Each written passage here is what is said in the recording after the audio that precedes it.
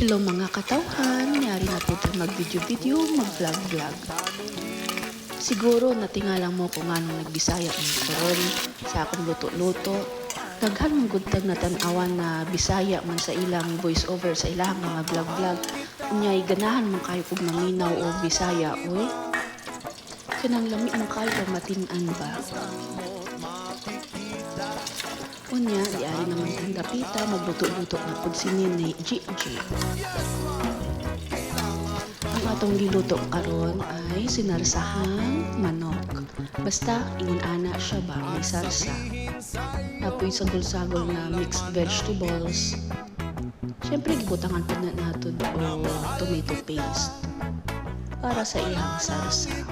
Ingon ana ra siya kasimple gisa-gisa lang gamay.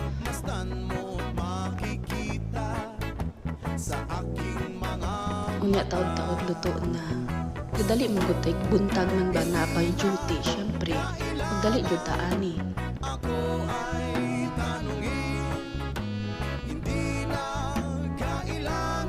Maura ani ning atong luto-luto o vlog-vlog kay murag paus pa man ang atong tingog.